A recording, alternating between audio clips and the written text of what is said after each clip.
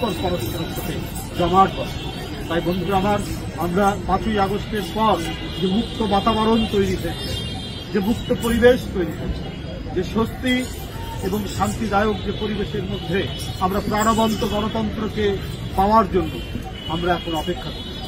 আমরা বলছি যে প্রয়োজনীয় সংস্কার সম্পন্ন করে তাড়াতাড়ি অবাধ এবং সুষ্ঠু নির্বাচনের আপনারা ব্যবস্থা করুন। অন্তর্বর্তীকালীন সরকারের কাছে এটা বারবার আমরা আহ্বান জানিয়েছি, দাবি করছি।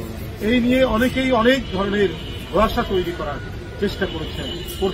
আমার মনে হয় অন্তর্বর্তীকালীন সরকার সেই সবে কান না দিয়ে অতি দ্রুত, যার প্রতীক্ষা দীর্ঘদিনে, যে দাবি করতে গিয়ে ইলিয়াস আলী নেই আমাদের কাছ থেকে, চৌধুরী আলম নেই, সাইফুল ইসলাম হিরু নেই, সুমন নেই, জাকির নেই, অসংখ্য নাটক কর্মী আমাদের নেই, শুধু অবাধ সুষ্ঠু নির্বাচন নিশ্চিত করা এই দাবি নিয়ে গণতন্ত্রের অন্যান্য যে উপাদানগুলি সেটি প্রতিষ্ঠা করা, আমাদের মাঝ থেকে মানবিক সাম্য, আমাদের মাঝে ন্যায় বিচার, মানুষের শেষ আশ্রয়, এটা শেখ হাসিনা একেবারে উচ্ছেদ করেছে।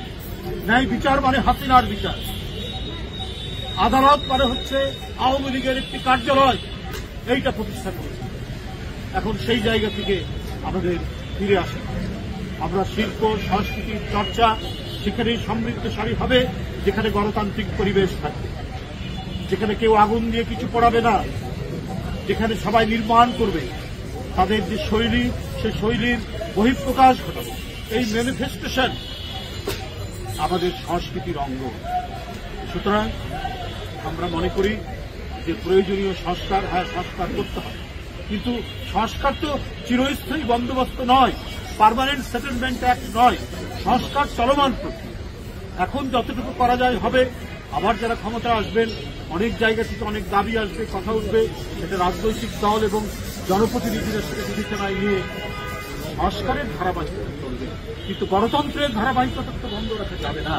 গণতন্ত্রের ধারাবাহিকতাকেও অক্ষুণ্ণ রাখতে আমরা এই সব কিছু নিয়েই আমরা একই ধ্যানের মিনার।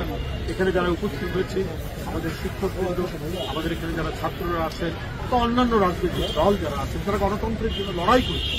আমরা আমাদের বিভিন্ন মতপার্থক্য থাকবে, আমরা একে অপরের অনেক সমালোচনা করব,